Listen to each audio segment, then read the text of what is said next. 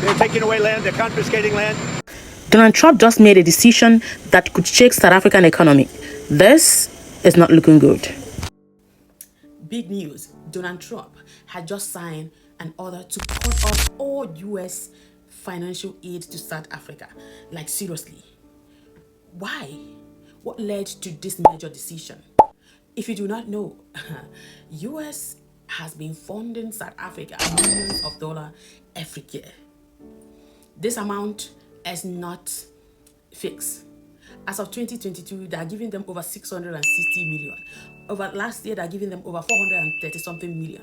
And this particular year, that he even cut off South Africa from all fundings, they were meant to give them over 400 something million. You know how much this is in rands? As a Nigeria, please calculate for me. I'm telling you that this is huge. Do you think this is going to break South Africa, or do you think that this is just nothing to them?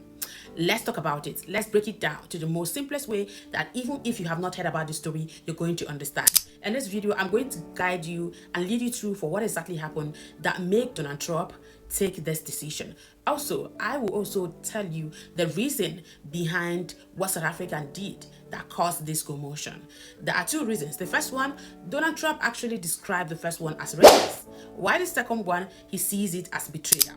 So guys, you need to stick to the end of this video to get all this information. I'm also going to be giving you a little bit of history back in the time, okay? All right, here is the thing. The US government always send millions of dollars to South Africa every year to help with things like healthcare, education, and development projects. But this year, 2025, something happened, and Donald Trump decided to cut off fundings. But guess what? The billionaire, Elon Musk, the billionaire behind Tesla and SpaceX, actually play a big role on the decision of Donald Trump. Yes, if you do not know Elon Musk is a born South African billionaire. He was born in South Africa. He was raised in South Africa, in Pretoria precisely. He was about 17 years old before he left South Africa to Canada. Then from Canada, through studies, he went to US. So we are going to see that he lived his childhood, his teenage age, all in South Africa. He's a white South African. So will I say that he knows about this decision, or he influenced this decision? We are going to be using allegedly, but his tweets actually kind of suggest that he plays a big role because he kind of sees this as unfair. Okay, there are two main reasons that Trump gave that made him cut off the fundings, the money precisely. He says number one is the land reform issue. South Africa recently passed a law that allows the government to take lands from the white farmers without paying them, okay? And they said that this it is called expropriation, as kind of trying to rewrite the injustice that was done in the past. Mind you, I told you and I said to you guys, I'm going to be taking you back into history. What exactly happened to South African that made them right now passing this law that they want to start taking lands away from white farmers? I say white farmers because Trump said that this is racist. So it means that in South Africa, this is only targeting to only white people. Mind you, according to what my founders said, this government are not going to be taking land that has structures already on it. Like you build on it, you build a company on it, they're not going to take it away. But they are taking away lands that are still empty. That is why, the reason why it seems like it's being targeted to the farmers. All right. Okay, that is number one reason why Trump decided to cut off fundings. He sees this as racist, that the South African government are taking land away from the white South Africans. So he is not okay with it. He explained this. Number two reason he's cutting off this money, bro, is because South Africa is taking Israel to court. So South African government is leading a case at the International Court of Justice. Literally, they are taking Israel to court, and they are accusing Israel for genocide in Gaza. This is like, this has been done to us before. If we see you doing it, we are taking you to court, if I will say.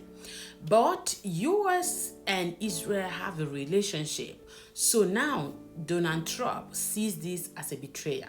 So he sees it as a reason to cut off South African funders. Do you think it's valid? Let us know your opinion in the comment section. Guys, what do you think? Do you think that these two reasons I've mentioned right now is valuable enough for Donald Trump to decide to cut off these fundings,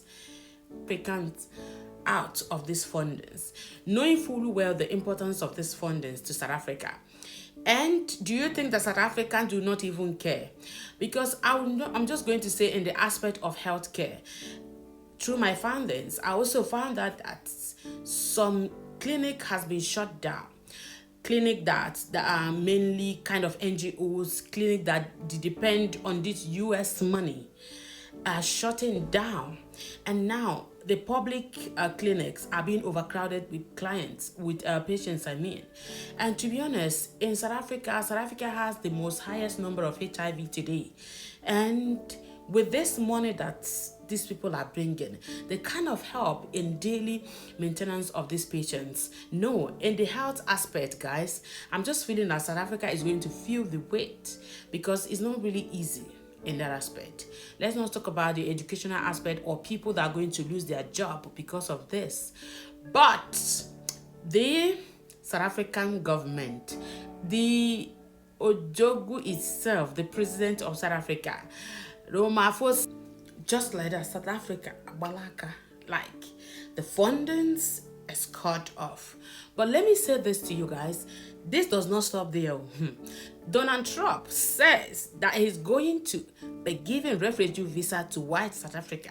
Read my lips, white South Africans, so that they will come to US and get protection. He says that he is saying that they are not being protected in their own land.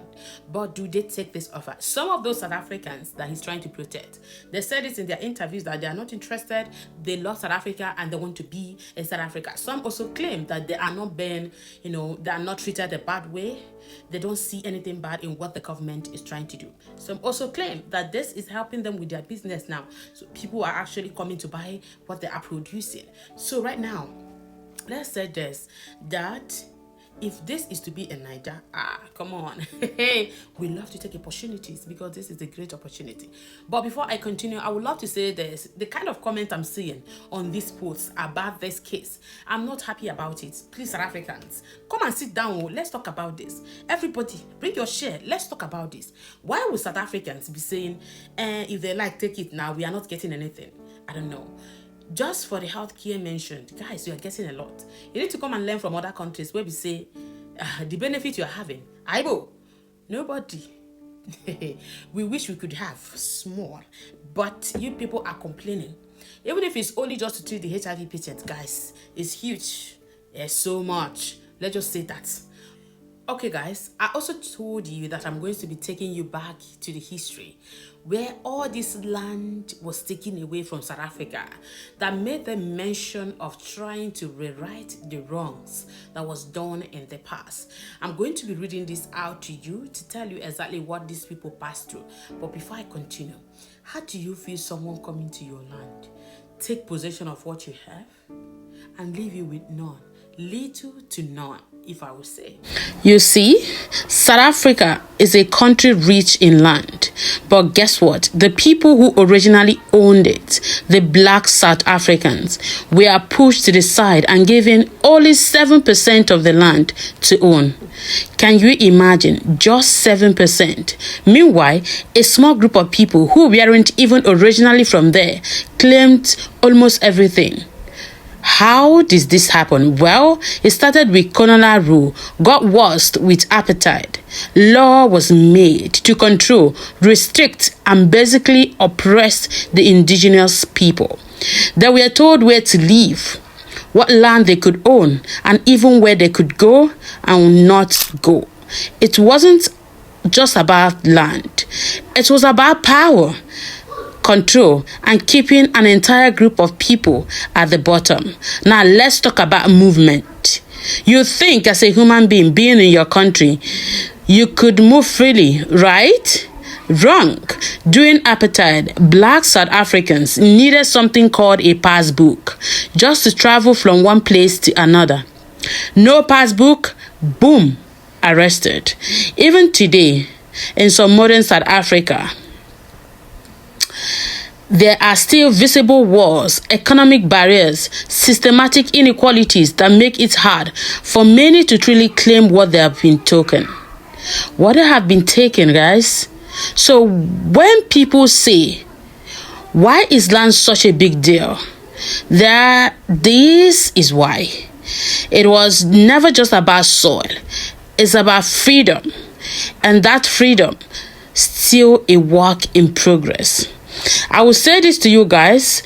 South Africa has come a long way. But the question remains, how do you fix a country built on stolen land?